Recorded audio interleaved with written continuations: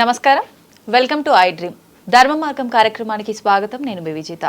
ప్రస్తుతం మనతో పాటు ఉన్నారు ప్రముఖ జ్యోతిష్యులు బ్రహ్మశ్రీ చేబిఎం కిరణ్ శర్మ గారు. ఇప్పుడు వారితో మాట్లాడి మరిన్ని విషయాలు తెలుసుకుందాం. నమస్కారం అండి. అఖండ ఐశ్వర్యమస్తమా.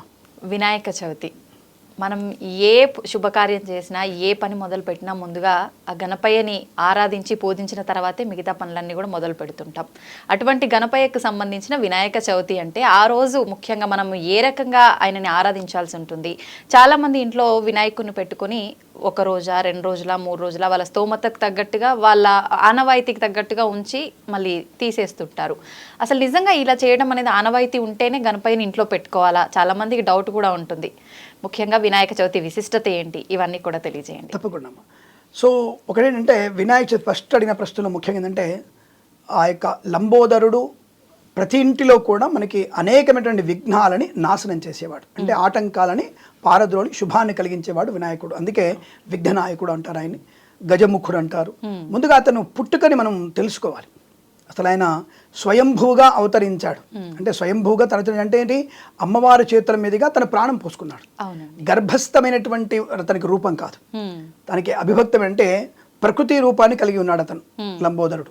అటువంటి లంబోదరుణ్ణి అంటే అతని వినాయకుడిని ఫస్ట్ మనం అతని యొక్క జన్మ వృత్తాంతం తెలుసుకోవడం, ఆ తదుపరి ఆయనకి విఘ్నాధిపత్యం ఎందుకు వచ్చింది తెలుసుకోవడం, ఆ తదుపరి ఆయనకి శాపం ఎలా వచ్చింది, అంటే ఎందుకు అతను మూర్ఛపోయాడు 2 సార్లు, చంద్రుని శాపం ఏమిటి, చంద్రుని వల్ల ఎందుకు ఇబ్బంది పడ్డాడు, చంద్రునికి అమ్మవారి శాపం ఎందుకు పెట్టింది, ఇవన్నీ కూడా మనకి చవితి చంద్రుని యొక్క కథ గురించి తెలుసుకునేటువంటి ప్రయత్నం చేయాలి. మీరు తప్పకుండా ఆ కథని చదివి ప్రయత్నించండి. ఏముంది, విఘ్నాధిపతి రూపం, స్వామివారి రూపం గజముఖుడు ఎలా అయ్యాడు, అంటే గజాసురుని ఎలా సంహరించాడు, గజముఖుడయ్యాడు. తర్వాత సరికి మనకి ఇక్కడ విఘ్నాధిపత్యానికి సుబ్రహ్మణ్య స్వామి ఇద్దరికి పోటీ రావడం, ఆయన ఆధిపత్యాన్ని పొందుకోవడం, తదుపరి ఆయన చంద్రుని నవ్వడం వల్ల పుట్టబగిలి మూర్చపోవడం, తర్వాత విష్ణు బ్రహ్మలు శివుడు కలిసి ముగ్గురు దానికి ప్రాణం పోయడం, తర్వాత చంద్రుడికి శాపము, ఇవన్నీ కూడా చేసిన తర్వాత శమంతకమని ఉపాఖ్యానం, కృష్ణ పరమాత్ముడు శమంతకపని దొంగిలించినట్టుగా ఆ సత్రాజిత్తు ప్రకటించడం. ఆ యొక్క ఈ కథను కూడా విన్న వాళ్ళకి చవితి యొక్క దోషం తొలగిపోతుంది నిజంగానే.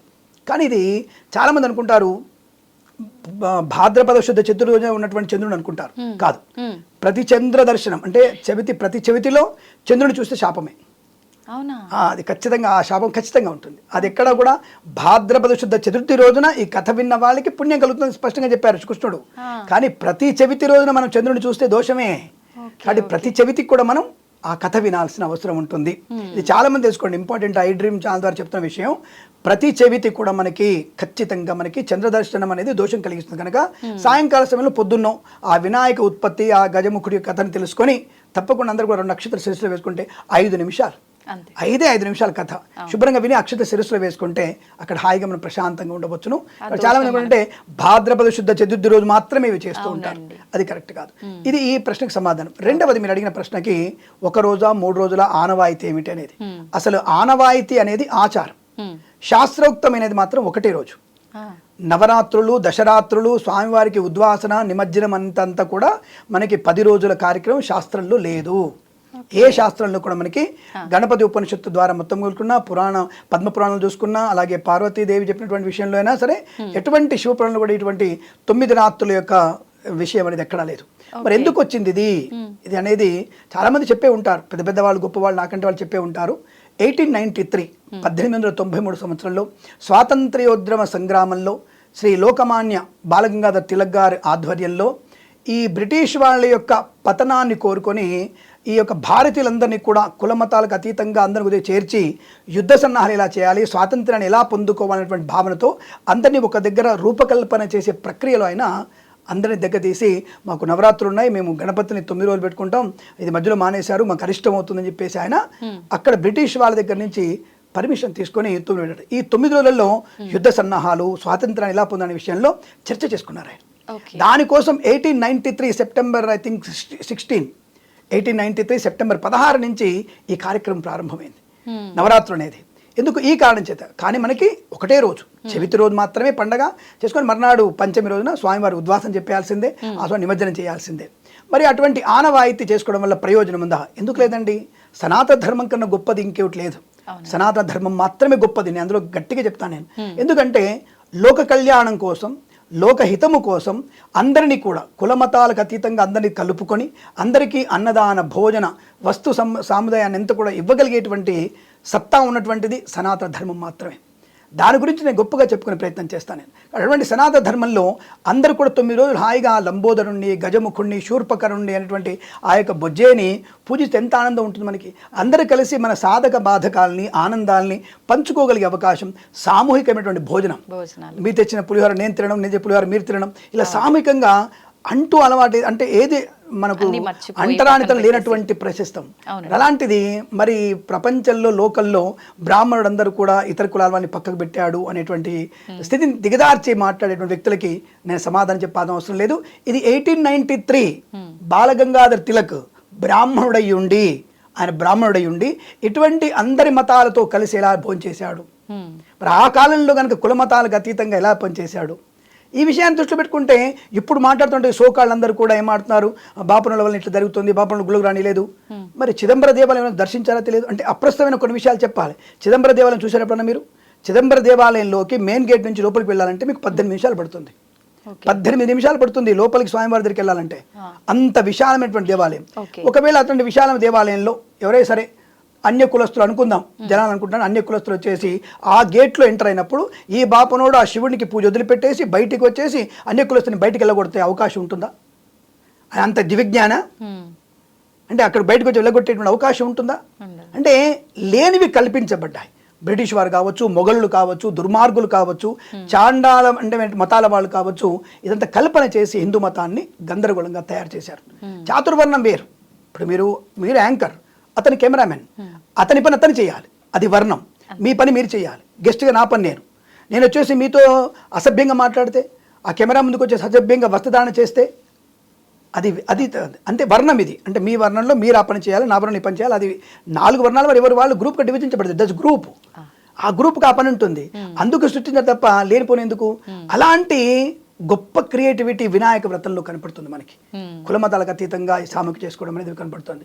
ఇంకా విశేషం ఏంటంటే బుద్ధి సిద్ధి అనేటువంటి భార్యల చేత ఆయన కీర్తించబడుతుంటారని చెప్తుంటారు. ఇది 3 రోజులు చేసుకునేటువంటి కార్యక్రమం కాదు, ఒకటే రోజు చేసుకునే కానీ మీకు చెప్పాను. చాలా మంది డౌట్, సిద్ధి బుద్ధి పెళ్ళాలా ఇద్దరు? అసలు ఆయన బ్రహ్మచారి.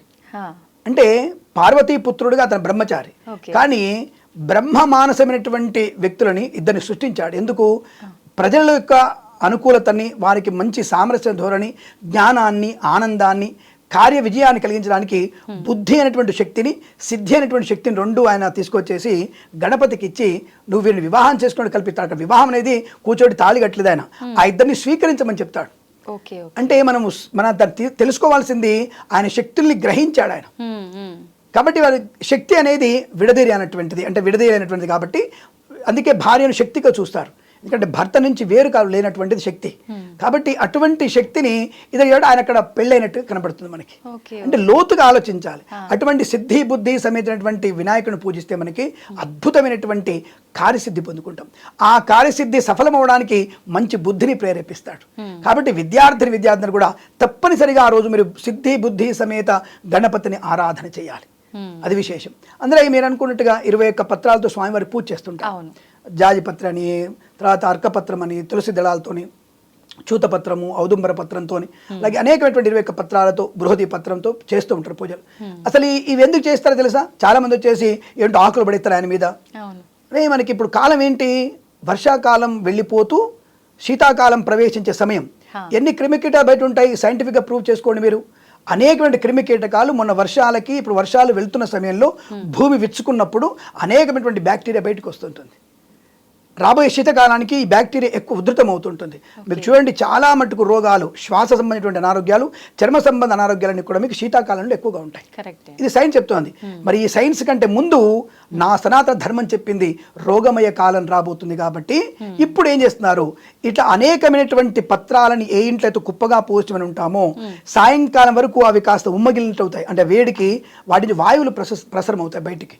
ఆ వాయువులు పీల్చడం వల్ల శ్వాసమైనటువంటి అనారోగ్యాలు దూరం అవుతాయి.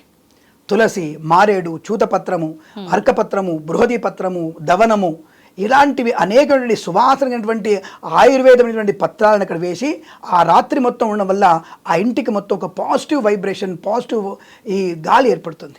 అది పీల్చడం వల్ల రాబోయేటువంటి శీతాకాలంలో ప్రమాదాన్ని నివారింపజేస్తుంది. మరి దీన్ని కూడా తెలుసుకోకుండా ఇంతటి సైన్స్ నా సనాతన ధర్మంలో ఉంది.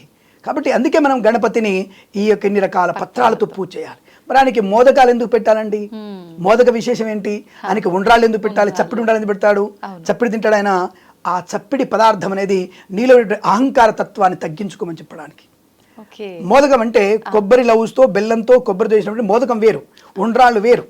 ఆ మోదకం లావుగా ఉంటుంది. ఆ మోదకం అనేది కొబ్బరిలవుతో వేసి ఈ ఆరోగ్యమైన లక్షణం, వేడి శరీరం ప్రారంభమవుతుంది. శీతాకాలంలో శరీరంలో టెంపరేచర్ ఎక్కువగా ఉంటుంది. ఆ టెంపరేచర్ తగ్గడానికి నీకు బెల్లం ఉపయోగపడుతుంది. బియ్యపిండి ఆ బెల్లం వల్ల ఆరోగ్యవంతమైన లక్షణం ఏర్పడుతుంది. జఠరాగ్ని బలంగా పనిచేస్తుంది. ఇక్కడ శీతాకాలంలో ఆకలి ఎక్కువగా వేస్తుంటుంది, తినాలనిపిస్తుంటుంది.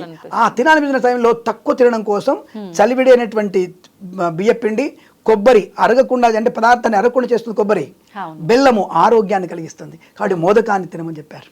ప్రతి వెనకాల సనాతన ధర్మానికి సైంటిఫిక్ రీజన్ కూడా ఒకటి ఖచ్చితంగా ఉంది, 100% ఖచ్చితంగా ఉంటుంది. ఇలా స్వామివారికి మోదకాలు పెట్టమని చెప్పారు. ఆ తదుపరి స్వామివారికి కథను వినమని చెప్పారు. షోడశోపచార పూజ ఉంటుంది. స్వామివారికి పంచామృతం అంటే భక్తి, నువ్వు భక్తిగా ఎంతనే చేయి ఆయన అంటే. అందుకే అంటాడు, నువ్వు ఒక పత్రం పెట్టినా సరే, నాకు ఒక పత్రం పెట్టి 21 పత్రాలు దొరకలేదు, ఒక పత్రం పెట్టని చెప్తున్నాడు. పోనీ మనకి ఈ ప్లాస్టర్ ఆఫ్ ప్యారిస్ ఎప్పటి నుంచి స్టార్ట్ అయిందమ్మా? మీకున్నంతవరకు నాకు తెలిసి నీకు 25 సంవత్సరాలు ఉండొచ్చు అనుకుంటున్నాను నేను. అంటే మీ వయసులో కూడా దానం చేసిన వరకు అయితే మీకు ప్లాస్టర్ ఆఫ్ ప్యారిస్ లేదు. నాకు తెలిసినంత వరకు అయితే 2005, 2006 నుంచి మాత్రమే ప్లాస్టర్ ఆఫ్ ప్యారిస్ ఎక్కువ తయారైపోయింది. అంటే భగవంతుడు కలుషితం చేస్తున్నాడా, లేదా మనం కలుషితం చేసుకుంటున్నామా, కాలుష్యం చేస్తున్నామా? మనమే చేస్తున్నాం. మన శాస్త్రంలో మట్టి వినాయకుడిని పూజించి దాన్ని నీళ్ళు నిమజ్జనం చేయమని చెప్తారు. నీళ్ళల్లో పత్రితో సహా నిమజ్జనం చేయమంటారు. స్వామివారి యజ్ఞోపవీతాన్ని ఆ పత్రి ఉంటే స్వామివారికి, ఆ పత్రి కూడా మనం నీళ్ళలో పడేస్తాం. ఎందుకు పడేస్తున్నాం అంటే శీతాకాలంలో వచ్చినటువంటి అనేకమైన మలినాలన్నీ కూడా ఈ ఆకుల ద్వారా క్రిమికీటకాలు తీసుకొని అవి అనుకూలంగా పొంది మనకి జలశుద్ధిని కలిగిస్తాయి. కాబట్టి జలశుద్ధిని కలిగించేందుకే మనం పత్రి అవన్నీ కలిపి స్వామివారి నిమజ్జనం అంటాం. కానీ మనం తిన్న విస్తరాకులు, మనం తాగినటువంటి బాటిళ్ళు, మనం తాగినటువంటి గ్లాసులు ప్లాస్టిక్ తీసుకుపోయి అందులో వేసి మీ పండుగలన్నీ కూడా కాలుష్యం అవుతున్నాయి. కాబట్టి గణపతి పండుగను మీరు చేసుకోవద్దు, పోలీస్ పర్మిషన్ తీసుకోవాలి. ఎవరి పర్మిషన్ కావాలి మాకు? ఎందుకు నా పర్మిషన్? ఎందుకు నా పండుగ పర్మిషన్ ఎందుకు తీసుకోవాలి? నేను 89% మంది నా హిందూ ప్రజలు ఉన్నప్పుడు నేను ఎందుకు పర్మిషన్ తీసుకుంటాను? నేను భజన చేసుకోవడం పక్కోడు పర్మిషన్ నాకెందుకు? నువ్వు చేసుకున్న ప్రార్థనలు నా పర్మిషన్ తీసుకుంటున్నావా? ఇది నా సనాతన ధర్మంలో తప్పు అంటానే. నీ మంచి కోరికే, నా పక్కనటువంటి ఇతర కులస్తులు కానీ ఇతర మతస్థులు కానీ క్షేమం కోసం నేను పూజ చేసుకుంటాను. నా దాంట్లో మంత్రమే అది, స్వస్తి ప్రజాభ్య పరిపాలింతాం న్యాయేన మార్గేణ మహిమహీష గోబ్రాహ్మణేభ్య శుభం భవతు లోకా సమస్త సుఖినో భవంతు. లోకల్లో పురుగు పుట్రలు, ఈ మతం ఆ మతం, ముస్లిమ్స్ క్రిస్టియన్స్ సిక్కులు ఎవరు లేడు, అందరు క్షేమంగా ఉండాలని చెప్తుంది నా మతం. దానికో నేను పూజ చేసుకుంటున్నప్పుడు నీ పర్మిషన్ ఎందుకు తీసుకోవాలి నేను? అంటే ఏమిటి? కాలుష్యం వెదలుతున్నావు కాబట్టి పర్మిషన్ తీసుకోవాలి. పొలోమని సౌండ్లు పెట్టేసి, తప్పుడు పాటలు పెట్టేసి, అడ్డమైన పాటలు పెట్టేసి, అడ్డమైన డ్యాన్సులు వేసేసి, వినాయక మండపంలో క్యాబరీలు ఆడుతూ, క్యారమ్ బోర్డులు ఆడుతూ, పిచ్చి పిచ్చి పాటలు పెట్టేసి ఎవరు చెప్పారు మీకు? భజన చేయండి. ముదాకరాత్త మోదకం సదా విముక్తి సాధకం కళావదావతం సకం విలాసి లోక రక్షకం అనాయకైకనాయకం వినాశితే వదైత్యకం. ఎన్ని అష్టోత్తరాలు స్వామివారి, ఎన్ని శ్లోకాలు ఉన్నాయి, అవి చదవండి. ఆ చదవడం వల్ల వైబ్రేషన్ పెరుగుతుంది. సంగీతం పాడండి, వాళ్ళ స్వామివారికి వాయిద్యాలు వాయించండి, అలాగే స్వామివారికి కూచిపూడి చేయించండి, నృత్యం చేయించండి, భరతనాట్యం చేయించండి, కథకళి చేయించండి. జనాలకి ఈ రకమైన శాస్త్రీయమైనటువంటి కళల్ని పరిచయం చేయండి. ఇంత విషయం ఉంది నవరాత్రులలో. కాబట్టి లోక కళ్యాణం కోసం ఈ గణపతి ఉత్సవాలు జరుగుతాయి. కాబట్టి ఆ స్వామివారిని మనము పత్రితో పూజించిన, షోడశోపచారాలతో పూజించిన, భక్తితో పూజించమని చెప్తోంది. ప్రతి ఒక్కళ్ళకి హితవు కలిగేట్టుగా పూజ ఉంటుంది. కాలుష్యం లేకుండా మట్టి బొమ్మల్ని మాత్రం మీరు ఉపయోగించి స్వామివారి చేసుకొని 108 నామాలతో, అష్టోత్తర నామాలతో స్వామివారిని పూజించి, ఆ స్వామివారికి ధూపదీప నైవేద్యాలు పెట్టి స్వామివారిని పూజిస్తే తప్పకుండా మనకి సిద్ధి, బుద్ధి, ఆనందము, ఐశ్వర్యాన్ని కలిగించే అవకాశం ఉంటుంది. ఇక చాలామంది వచ్చేసి లక్ష్మీ గణపతి అంటారు, తర్వాత శక్తి గణపతి అంటారు. ఇంతమంది పిల్లలు ఆయనకి. అసలు ఆయన బ్రహ్మచారి అనే విషయం గుర్తుపెట్టుకోండి బాబు ఫస్ట్ మీరు. అసలు ఆయన బ్రహ్మచారి. ఒక్కొక్క ఉపాసనలో అతన్ని స్వీకరించిన వాళ్ళ తత్వం వేరు. లక్ష్మీ గణపతి లక్ష్మీ భార్య కాదు, లక్ష్మీదేవితో సహా గణపతి పూజిస్తున్న అర్థం. అంతే. లక్ష్మీ గణపతిని విష్ణుమూర్తి భార్య అయినటువంటి గణపతికి లక్ష్మీ భార్య ఎలా అవుతుంది? కనీసం ఇంగిత జ్ఞానం ఉండాలిగా మనకి. అంటే ఇలా అడిగేటువంటి వ్యక్తులకు కూడా మాకు కూడా చెప్పడానికి జుగుప్సాకరంగా ఉంటుంది. అందుకే నేను అలాంటి వాడు గట్టిగా చెప్తాడు, అంటే తట్టి చెప్తాడు. నేను అలాంటి వాడు లక్ష్మీదేవితో కలిపి గణపతిని పూజించడము. అంటే గణపతి యొక్క అనుగ్రహంతో, గణపతి యొక్క స్థిరమైనటువంటి సిద్ధితో నాకు ఆ లక్ష్మీదేవి నా ఇంట్లో ఉండేట్టుగా పూజించడమే లక్ష్మీ గణపతి పూజ. శక్తి గణపతి అంతే. శక్తి అంటే కూడా అక్కడ భార్య కాదు, అక్కడ అమ్మవారు పార్వతీదేవి అంశ. ఆ శక్తిని నాకు ఇగో కార్యం చేయడానికి వెళ్తున్నాను, ఈ యొక్క ఉద్యోగ ఇంటర్వ్యూకి వెళ్తున్నాను, నేను ఆ ఇంటర్వ్యూలో గెలవడానికి నాకు గణపతిని స్మరణ చేయి, శక్తి గణపతిని ప్రార్థన చేయి. ఇలా ఒక్కొక్క తత్వాన్ని మనము ఉపాసన ద్వారా తెలుసుకునే విషయాలు ఉండాలి తప్ప లౌకికంగా తెలుసుకొని ఇంతమంది పెళ్ళాలా అనేటువంటి వ్యక్తులకి సమాధానం గట్టిగా చెప్పాల్సిన అవసరం ఉంటుంది. కాబట్టి సనాతన ధర్మంలో లోతుగా తెలుసుకొని మీలాంటి వాళ్ళ ద్వారా, ఐ డ్రీమ్ ఛానల్ ద్వారా మనకు వెళ్తున్నటువంటి ఇట్లా అనేక విషయాలందరూ కూడా అందరికీ శుభాన్ని కలిగిస్తాయని కోరుకుంటూ సర్వేజన సుఖినో భవంతు. శుభం. నమస్తే అండి, ధన్యవాదాలు.